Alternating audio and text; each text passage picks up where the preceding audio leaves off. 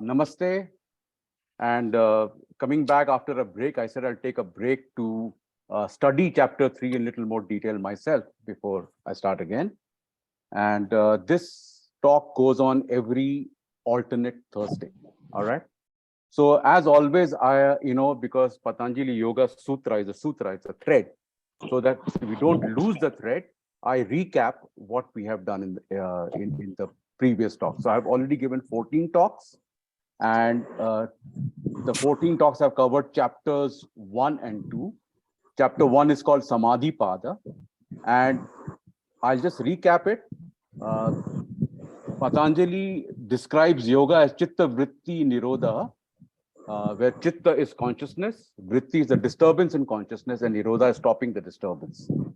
So consciousness is pure awareness, it is complete stillness, but we do not experience it as such because on the conscious is always a play of thoughts, emotions, feelings, which keeps modifying the consciousness like waves that hide the view of a still lake bottom. And yoga is a stoppage of these. Somebody's audio is on. Who would that be? 1 second. Shakku, is your audio on? Snaku. Huh? Shaku. Shakku, can you switch up your audio, please, Shakku, so that some disturbance was coming? My audio, oh my God, you're telling me all these technical things. I'm not at all used to it. No. You will just have one icon which will have your phone kind of a thing there. Just click on that. Mute. It says mute. Yeah, click on that. Okay, wait. Yeah. Got it. Perfect. Okay. So this is how we defined yoga. That is stoppage of the disturbance of the consciousness. So the clear, still consciousness is visible. And once you get absorbed in the clear, still consciousness, that's the goal of yoga. Then he says that there are 5 categories of disturbances, of vrittis. One is, he calls it pramana, right knowledge. The other is viparyaya, or wrong knowledge. So pramana is, you see a rope and the mind registered is at a rope. The viparyaya, or wrong knowledge, you see a rope and the mind. Can you increase the volume, Atul? We can't hear you. Can you increase the volume? Yeah. The other is that you see a rope, but it registers in your mind as a snake, wrong knowledge. Then the third is vikalpa, which is imaginary knowledge. You know, there are Disney's whole Disney creation is an imagination. No, Star Wars is an imagination. That also is knowledge, right? Nidra is no knowledge. No knowledge is also a disturbance, because when you wake up from a deep sleep, you have awareness that you slept well. All right. And finally, smriti, which is past knowledge through memory. So these are the 5 categories of disturbances on consciousness, right? And the methods to stop vritti, Patanjali says, is the practice of yoga, uninterrupted and continuous. Abhyasa is what he calls it. And the second is vairagya. That means because of the practice of yoga, you develop a natural, detachment from things which you find pleasurable, or detachment also from the things which you find unpleasant. All right. So vairagya and abhyasa are the 2 kind of engines of yoga. Once the vrittis are reduced, once the disturbances are reduced, then you develop a meditative state. It is called samadhi prajna or samapatti. And then the whole, the meditative practices start from there. Finally, in Samadhi Pada, he says that there are 4 stages in Samadhi. The first stage is that there is concentration, but the thinking has not stopped. The mind is still working. The second stage, that is called vitarka. Second stage is vichara, second stage, where the thinking transforms into observation, Rajiv, you please switch off your audio, please. Is observation, right? Third is that even the observation stops and the object begins to reflect. So it goes from thinking to observation to reflection, and finally to complete absorption in the consciousness. So there is 4 stages of samadhi: thinking, observation, reflection, absorption, right? So in the second chapter, so in the first chapter in Samadhi Pada, he addresses the more evolved yogi, more competent yogi, who's who has developed a meditative consciousness and can go into a meditative state. And to them, he explains the stages of samadhi. Then the second chapter is Samadhi Pada. Rajiv, there's disturbance coming from your end. Please, can you mute yourself? Rajiv, there's disturbance coming from your end. Can you mute yourself? Oh, wow. One sec. You please mute, Rajiv. There's some disturbance coming from your end. Yeah. Then in the second chapter, which is Sadhana Pada, he addresses the more middling yogi first. And he says that for the middling yogi to develop that meditative consciousness, he suggests Kriya Yoga. Kriya Yoga has got 3 things. One is tapas or tapa, which is the practice of yoga, practice of the Ashtanga Yoga. And by doing so, you bring the mind to peace. Once the mind has been brought to peace, then the second step of Kriya Yoga starts, which is Swadhyaya or self-study. A silent, quiet mind can observe itself. It can observe your own inner mechanism, how your thoughts are coming out, how our emotions are coming out, what do you react to, what do you ignore. So you can understand your own inner mechanism through Swadhyaya. And what this Swadhyaya does is it trains you to observe. So the first, a quiet mind, Swadhyaya is an observing mind, and then comes Ishwar Pranidhana, which is you see, because you're observing, suddenly you see your own inner awareness. It can also mean that you get to a position where you surrender the fruits of all your actions to a higher power, right? He then talks about the 5 categories of human afflictions, which is ignorance, avidya, which leads to, because of avidya, it leads to an identification with yourself, your ego, ahamkar, your body mind, right? And once you're identified with the body mind, then your senses go out and seek pleasurable things and repel themselves from unpleasant things called raga and dvesha. And because of this body mind identification, you cling to life. You think, you don't want to die. You don't want this body to leave you. You don't want to die. It's called abhinivesh. So these are the 5 kleshas. And because of these kleshas, the kleshas propel you into action. You run after pleasurable things. You run away from unpleasant things. You're clinging to life. So all these actions give you karma. So this klesha karma is a vicious cycle, right? And finally, in that chapter, he talks about Ashtanga Yoga, which is the 8 limbs of yoga: yama, niyama, asana, pranayama, pratyahara, dharana, dhyana, samadhi. Now, in the second chapter, he just covers the first 5. There's yama, niyama, asana, pranayama, pratyahara, but does not cover the last 3, dharana, dhyana, samadhi, which is the antara yoga, which is the inner yoga, which is the meditative aspect of yoga, right? That he covers in chapter 3, and you will understand why he covers that in chapter 3. But in chapter 3 is when the real juice of yoga starts. So in the first 2 chapters, he's kind of set it up, he's defined it, he's giving you a definition he's giving you the steps of samadhi, he has told you about Ashtanga Yoga, Kriya Yoga, so all these practices. So, but now he gets into the real stuff, the real transformative, magical, mystical stuff starts in chapter 3, which is called Vibhuti Pada, right? So this is a very significant chapter because the fourth and the last chapter, which is called Kaivalya Pada, talks about the fruits of yoga. This is the last time he is now talking about the techniques of yoga. And here it's the inner techniques, the meditative techniques, not the external asana, pranayama, all that, right?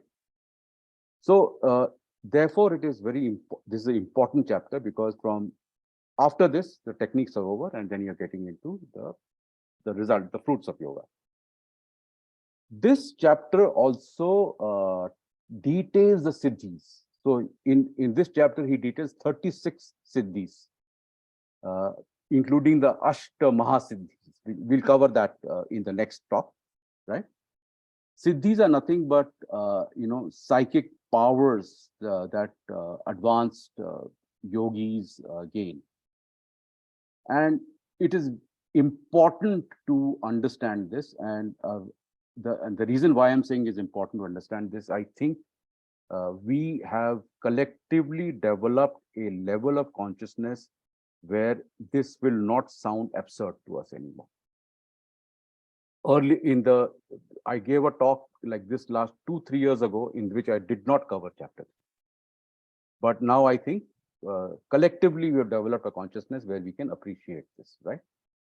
So that is one reason. The other reason is that you will understand that these siddhis, there's no magic to it, there's no miracle to it, there is no incredulity to it. It is purely logical and scientific, only if you consider our constitution as consciousness and body. If you don't consider consciousness as part of who you are, then it will sound very strange. All right. But if you consider that you are a mix of consciousness and body, you're a mix of Purusha and Prakriti, you're a mix of consciousness and nature, you are a mix of Atman and Sharira. If you consider that, then the how to get siddhis is a very, very logical explanation. The other reason is that many yogis over the years, yogis and tantrics over the years, have misused siddhis. They have shown off siddhis, right? And therefore, this siddhis has got a bad reputation. In fact, this whole science of tantra, including Buddhist tantra, in around 1200 CE, got like a very bad name. So it became like a secret practice kind of a thing. So another reason to understand this is that this kaivalya or this moksha is a siddhi, is the highest siddhi, right? We can transform ourselves to a place where we get moksha. And the other siddhis which you get are the lower rungs of the ladder. So on the back of the siddhis which you get, you ultimately get to moksha. So you understand it as the steps, right? And finally, every book of Tantra and every book of yoga, including Patanjali, never tires of saying that never misuse your siddhis. If yogis who get attached to and misuse these powers, it interferes with their karmic flow to such an extent that the kind of fall they suffer is so great that they cannot pick themselves up for the next 20 lifetimes. It's called yog bhrashta, is a word given to it. It's called the fallen yogi. So for these reasons, to understand this chapter is very, very important. And these powers are not magical. It follows a certain law of natural laws, right? So there are 3 things we need to understand, and I'll explain that in the talk. First thing to understand is something called samyama. Don't worry about it just now. I'll explain what samyama is. But basically, it's a very, very intense yogic awareness of an object. It's a very intense yogic awareness of whatever object. It could be a physical object like a flower. It could be a subtle object like Om. It could be one of your chakras, nadis, whatever, right? So it's a very intense awareness. And when this happens, the yogi consciousness completely merges with that object so that the object reveals itself. I mean, you become that object, so you know that object, right? And you get the power of that object. So this is very important. That's how the yogis get siddhis. They get the power of whatever, where they can focus their transformed consciousness to. That's one. The second thing to understand is that when the chitta transforms, when your consciousness transforms, your prakriti also transforms. That means when your consciousness transforms, then your body, the bhutas and the senses, the indriyas in your body also transform. So that's another reason why yogis, get those powers. And third thing to understand is the concept of Brahmanda and Pinda, or the macrocosm and the microcosm. And this I will cover in more detail in the next talk. But basically, you've heard of this adage which says, as above, so below. So whichever way the macrocosm is designed, each one of us are designed in the same way. So just like there is a sun in the macrocosm, there's a sun within us. Just like there's a moon in the macrocosm, there's a moon within us. Just like there are planets within us. These are chakras, 108 chakras, nadis, which I'll cover it in the next talk, right? And once you get power of, say, for example, you get the power of the inner sun, you get the power of the cosmos as well, right? So your individual body and the entire cosmos is connected. And because of this, again, the yogi gets psychic powers. So three things. One is there's a certain way in which the consciousness is transformed and it can merge with an object and gain its powers. That's how siddhis are obtained. The second is when your consciousness transforms, your body also transforms. The deeper the bhutas, that means the earth element, the water element, etc., in your body also transform, and that gives you the powers, right? And third is that you are no longer confined by your body. You have reached through consciousness a level where you can spread through the cosmos, because the cosmos and the body are connected, right? So there are three main reasons why the siddhis are obtained, right? So with this, let's go into the individual shlokas. The first thing to understand is dharana. Dharana is concentration. It is to confine your consciousness to one object. So normal state of mind is called chanchal, or chanchalta is the normal state. All of us right now, our minds are chanchal. That means one thought is leading to another thought, and there are a lot of distractions, and that's the normal state of the mind. You can't hold your mind to one thing, right? That's the way it is, right? The mind is in a flux all the time, right?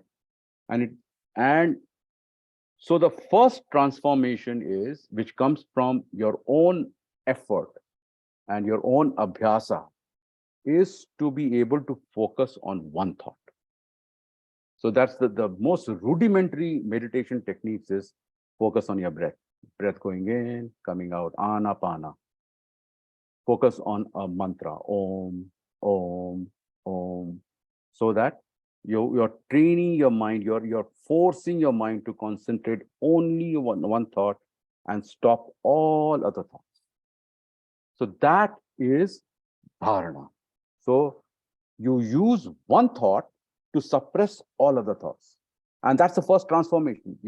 Actually, your chitta has got transformed. If you can develop the dharana shakti over a period of time, then your chitta has transformed. Your consciousness has transformed, right?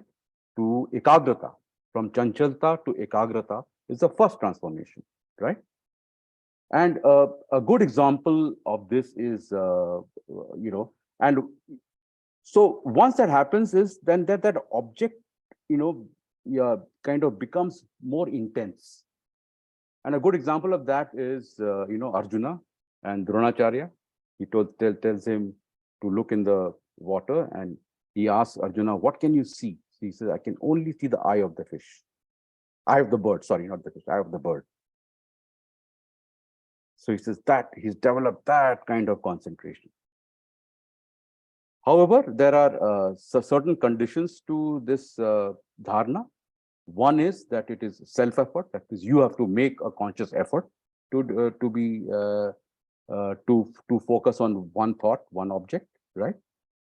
So the second is it is single-pointed. That means all other thoughts and objects are not there. Only this one object is there, right? And third is because it's self-effort, you are conscious or you're aware that you're focusing, right? And finally, that there are breaks.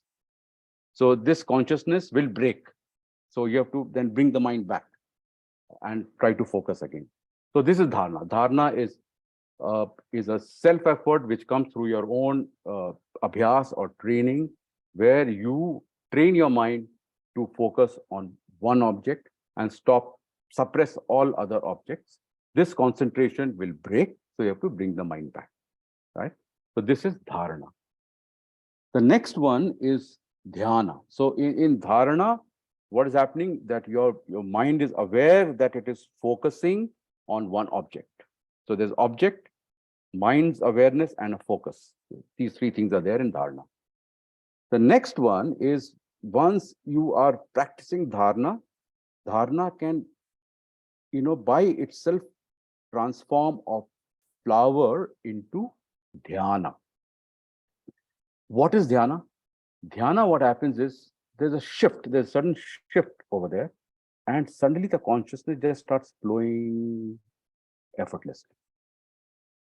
So now the focus is on the flow of consciousness. So the difference between dharana and dhyana can be explained that, you are pouring tea from a teapot into a cup, and that flow is not smooth. Because the viscosity is not there in tea. So it's staccato. There are breaks in the flow, which is like a simile for dharana. But dhyana is like when you pour oil from a can into a little bowl. It's a complete smooth, uninterrupted, steady flow, right? So this is the difference between dharana and dhyana. So in dhyana, the consciousness is just flowing effortlessly. You can stay in dhyana for a long time if you want, right? So the conditions of dhyana are that there is one uninterrupted flow of consciousness, and the awareness is on the flow of consciousness rather than on the object, right? And dhyana develops if you have developed a very strong dharana shakti. The first is strong dharana shakti, that itself will just by itself transform. You cannot practice dhyana. You can practice dharana, right? Then after that, by itself, it will become dhyana, right? Now, the third thing is samadhi. In samadhi, this duality of consciousness and the object vanishes. It's very difficult to explain samadhi. So, and samadhi, dhyana flowers into samadhi. So in dhyana, consciousness is flowing. And suppose, for example, you're focusing on the mantra Om in your mind, silently Om, you're focusing on. Then the Om completely occupies your consciousness. So much so that you don't know what if consciousness is watching Om or Om is watching the consciousness. is a complete absorption. So only that object prevails. There's no watcher, there's no watch, and this state, you cannot explain it in words because our entire language is based on duality. Our entire language is based on the fact that Atul is talking and Shakku is listening. Okay, so it is and this is the complete unity of consciousness and object. There's no difference between, you can't say what is consciousness, what's the object. So it is, you have to sense it rather than understand it analytically. But that is samadhi. And so in that samadhi, what happens? The mind is completely silent. All your thoughts have gone. It's that you're experiencing unity, right? And what is the importance of samadhi? The essence of the mind, or the essential nature of the mind, is such that whatever we pay attention to becomes a reality. So when we focus on the external world, that becomes real to us. We think that the world is real. We think this book is real, my speech is real, your listening is real, but we all know from our own shastras that the nature of truth, the truth itself, is hidden inside this world, right? And it's obscured by the world. So when you're doing samadhi, you're slowly dropping the objects and you drop the world. And when that happens, the underlying reality emerges. So then you are in a transcendental experience, okay? And that is the goal of yoga. So that is the importance of samadhi, right? Now, having understood dharana, dhyana, samadhi, again I'll repeat, dharana is by your own effort when you concentrate on a object and suppress everything else, right? So it's like sometimes when we were kids and running around, get pricked by a thorn. How do you take that thorn out? You take another thorn, and you scoop that thorn out and then throw away the thorn.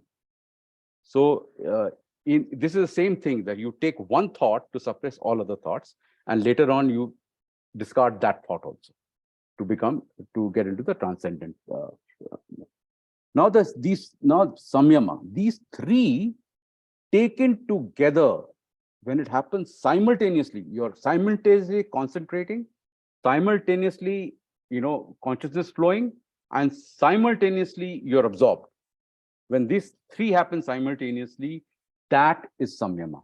And that's the highest transformation of consciousness.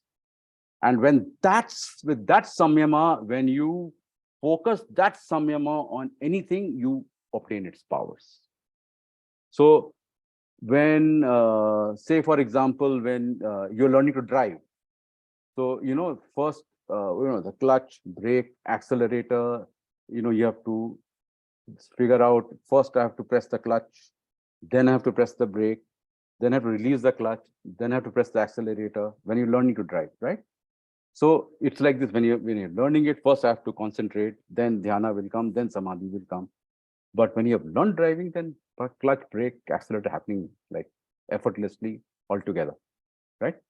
So that's how, when you're learning to play golf, first they teach you to, this is how to grip the club, then, stand like this, bend your knees, and then raise your hand, right? So these three are happening in sequence. But when you have learned it, then all happening together, right?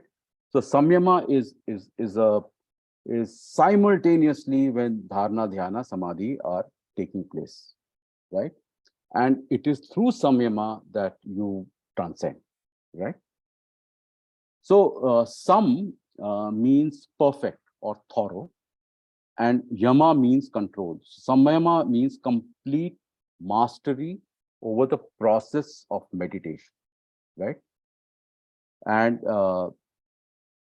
this is, as I said, is one of the factors which through which the yogis get powers, right? So when the yogi is applying, he's learned that his mind has kind of gotten to that level where he can do samyama. When he does samyama on the Om reveals its essence. Om reveals its powers. When you are doing samyama on, say, the Muladhara chakra, the the nature and the essence and the power of Muladhara chakra is revealed.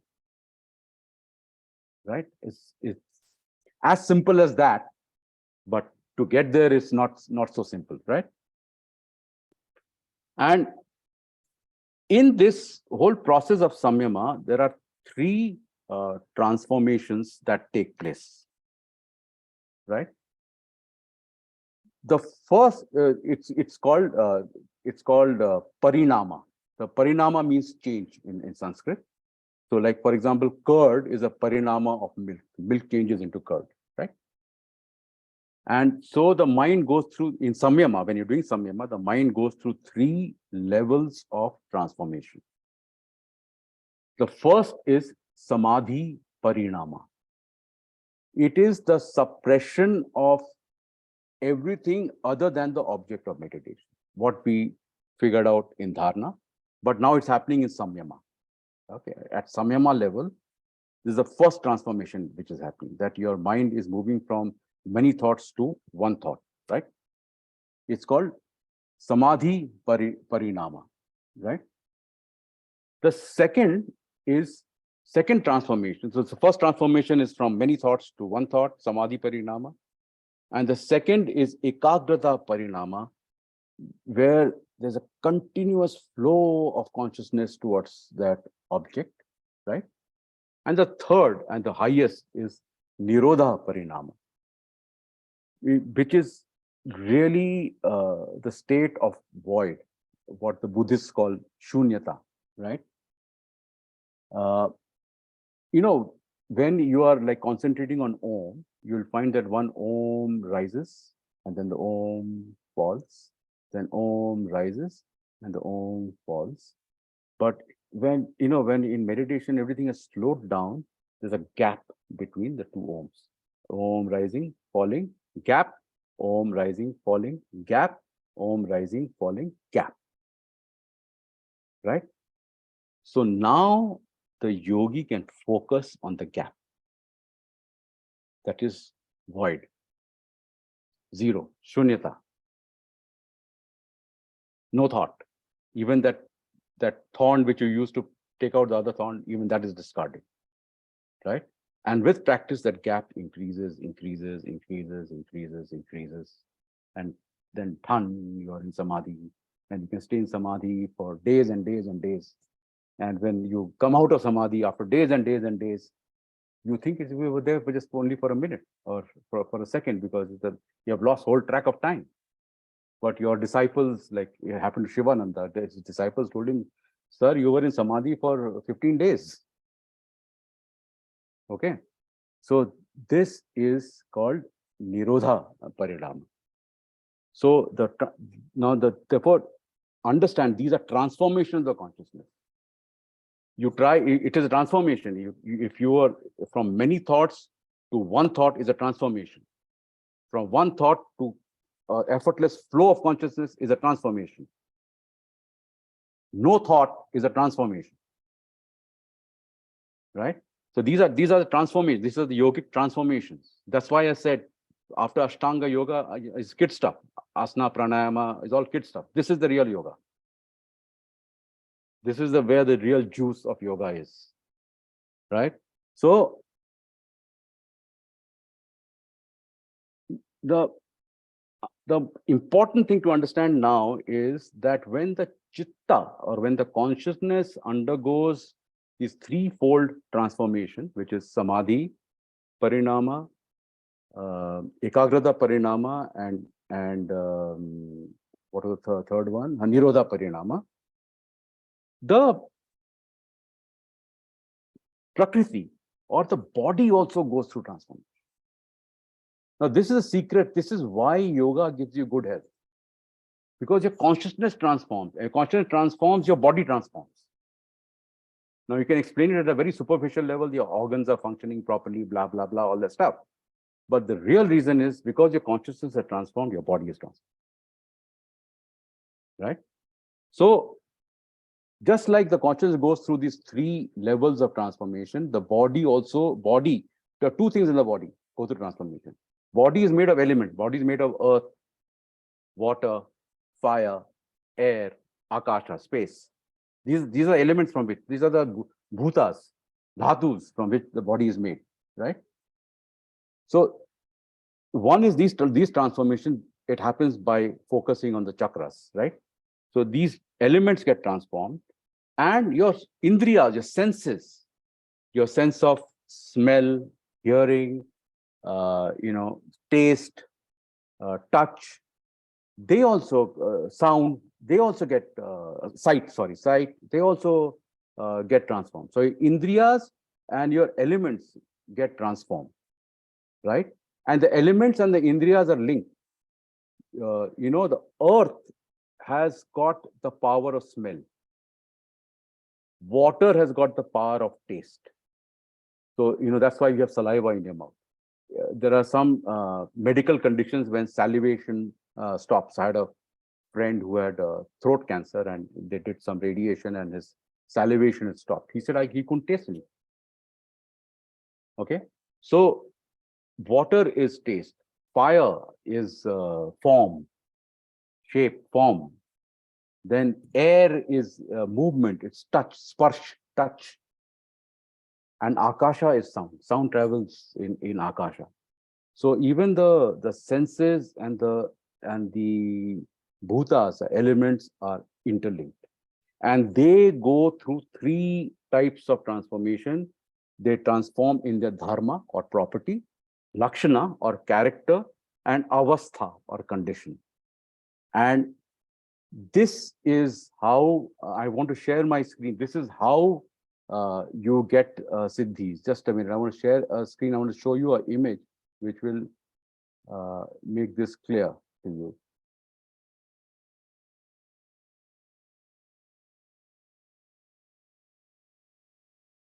Yeah, can you see this image? Right? So you can see there is a human figure. Is the image clear to you? There's a human figure, and it looks like the human figure is melting into a bigger thing. All right. So we ourselves are like, we think we are this body. But actually, we are the fabric of creation. So what happens when those bhutas and the indriyas, they transform, then you can access the whole fabric of creation. You realize that you are not just this body, you are the whole fabric of creation. And that's how you get those siddhis. Okay. I found this image. It was part of this great rishi, American rishi actually, called Alan Watts, from his pictures on the internet. I found this picture. So this human form is just not a human form. It's part of the whole fabric of Prakriti, what yoga will call Prakriti, the whole fabric of nature, the whole fabric of the cosmos, whole fabric of existence, right? So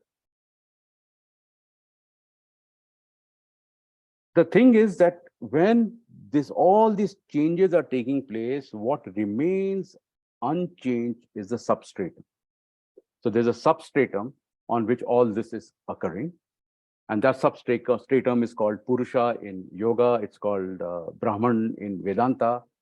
Whatever you want to call it, there is a certain substratum on which, or in Vajrayana Buddhism, it's called the clear light of awareness.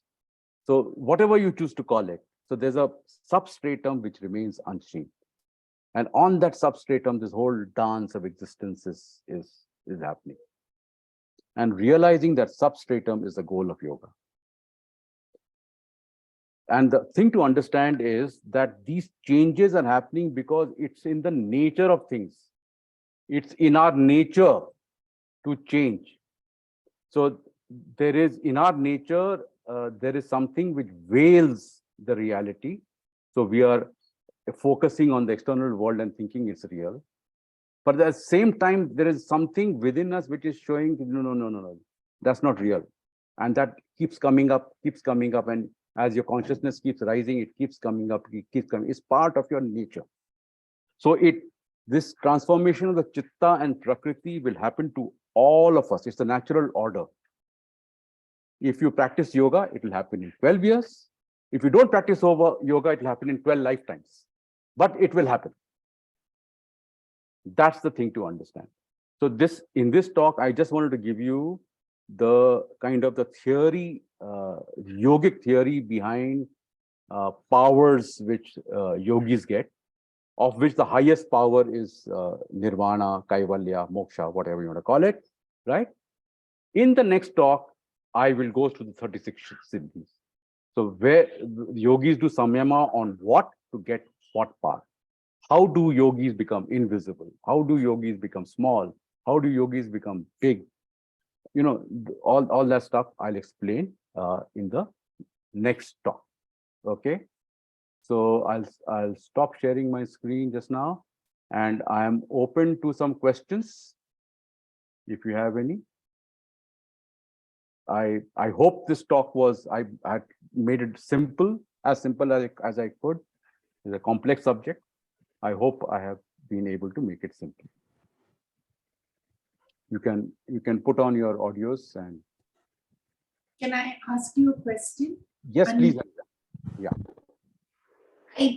You said that the elements, like water is taste, earth is smell. Right. I didn't get the other three. Okay. So Fire, so form. think of it. Yeah. The fire is form. So your eyesight is linked to the fire element, right? Okay. And your hearing is linked to Akash. Hearing is linked to Akash. And what about So, air? Air is touch, movement. Air is movement. So touch, sparsh. Got it? Right. And so that is very interesting, because when you have bad eyesight, often the Ayurvedic doctor will tell you don't have anything spicy. Correct. Your diet will have nothing that makes the palate go up. Correct. It's So, very interesting. Yeah. So this Vishuddhi chakra, the throat chakra, Yeah. is the chakra of Akasha. Right. Element. So, like my Guruji tells me that Atul, you have Vak Shakti. That means you have the God-given grace of being able to express yourself very well. Right. Vak Shakti. So Vak Shakti, listening Shakti comes from there. What is hearing? Hearing is sound which is space. The space element is where the sound is. So for example, when after Pralay, when Shrishti happens again, right, from unmanifest, the first thing which manifests is space, and there is sound, the vibrations, right? And from vibration, then the next one is movement. From movement, then there is fire, which is the form. Then from movement, forms take shape. And once the forms take shape, then it becomes grosser and grosser. That means from forms, then it becomes, taste, and then it becomes smell. Yeah. And it's also interesting because the smell is the last thing to go. Correct. And in Pralay, when the things just go back to being from manifest to unmanifest in Pralay, the reverse happens. First, the smell will go, then the taste will go, and then the form will go, then the touch will go, and then finally the sound. So evolution is from sound downwards, and the devolution is from smell upwards. That itself is a very vast subject. That itself, a lot of stuff on that in the Upanishads. How do you balance actually doing it as a discipline and actually being able to feel it?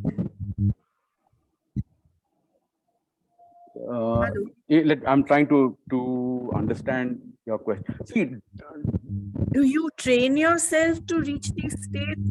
no, Or do no, no. you just let yourself No, be? let go. in Let state? yoga take care of it. So that means that you start off with discipline, is it? Yeah. You have to start off with the discipline. So the 8 stages of yoga, that was the previous talk. Yama niyama is you develop a discipline in your lifestyle. That means I'll wake up at so and so time in the morning. I'll eat this, blah blah, whatever it is. So you basically simplify your life. You develop discipline in your life. You develop self-control. So and then you practice asana, pranayama to kind of train your mind and body to remain still and pure, right? And then you go into it. But to your question, you basically don't worry about it. You just do the practice. Yoga will bless you.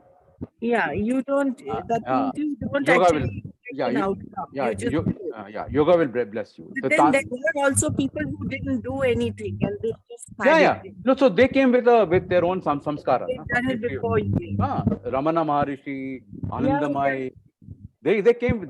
I They were. also, I'm very disturbed by this balance between,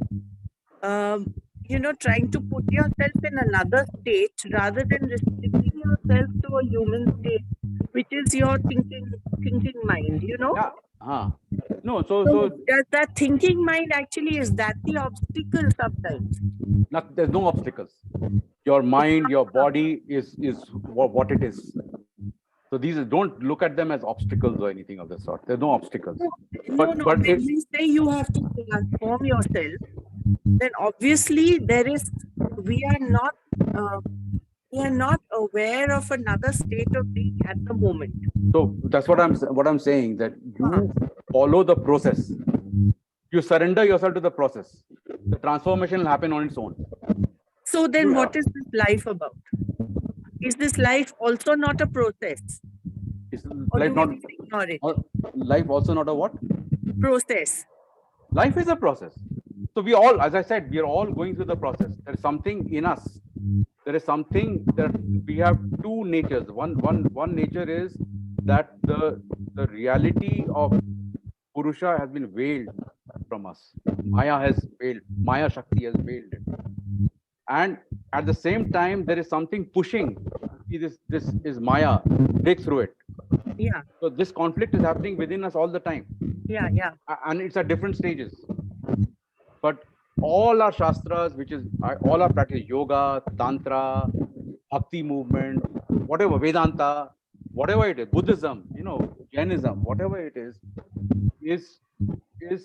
has given you a process. I mean, we are not as lucky as or as advanced as Ramana Maharishi or Anandamai, who came enlightened, and they did it on But their then own. you have Kashmiri Shaivism, which says that you are here for a purpose and that you live that purpose, but you get back to your original nature also.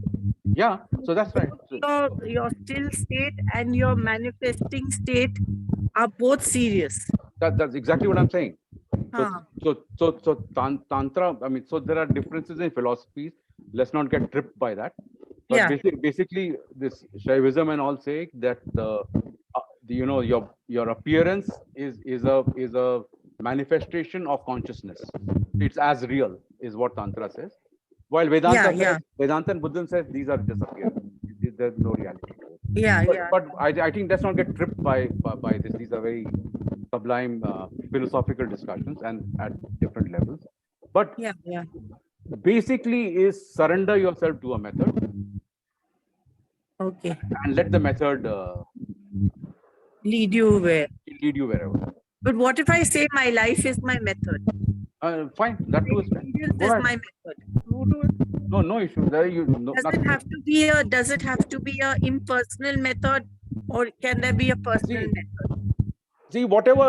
See, if you look at all of us, somewhere along the way, like for example, I got drawn to yoga. I Yeah. got drawn to tantra. If right now you are in a space where it says I need to discover it myself, fine. And there's no hurry because if it's not this lifetime, 10 lifetimes from now. Yeah. Yes. So it doesn't matter. I just feel weary at the thought of that. It doesn't matter. Yeah. So when No, not that it matters or not, but one, like I would like, I mean, I'm searching for a reason that incorporates everything rather than rejects one thing, So just so as I was saying in the beginning, one thing is all these very, very evolved guys say, take it lightly. Yeah, Wear it light. Wear it yes, light. yes. Don't I don't. like that. See, even when you speak, I like your lighter moments. I find more enlightening than the heavier moments. Fine. So if you get too caught up in your own thought, is this right, that right, whatever. Yeah. Maybe it's a more feminine thing to think of the lighter moments because, maybe it's a more masculine thing to think of the heavier mental things, One thing is that all of us here who are, because we have come to this talk, we have a certain mindset, and for all of us are the yin yang, the male female side is more balanced. Yeah. So I would have a much greater proportion of the female side in me than many other men, for example. And all of you ladies would have a much better balance on the masculine side as well. Yin and yang. Yes. Great. Any other questions? No, you have to lead the way. Sorry, Chandru. Yeah, like you were saying, it may happen to anybody during any janma, right? Like yoga could be a kind of happening for anybody in any janma. My guru also used to talk about the same. Yeah. The inclination towards spirituality also could be the same thing. Correct. Absolutely. And if we equate yoga to spirituality, perhaps, It is spiritual. Yoga is spiritual. Yeah. So it will happen whenever it happens. Whichever janma it is. And if we are supposed to exhaust whatever the prarabdha karma is, for this particular janma, we have attained. Okay. So, just Rajiv, you can stop the recording now. I just want, you can stop the recording, Rajiv. Yeah. The voices are not very audible. I don't know. I don't know why there's some disturbance today. Whether There's some disturbance today. I don't know why.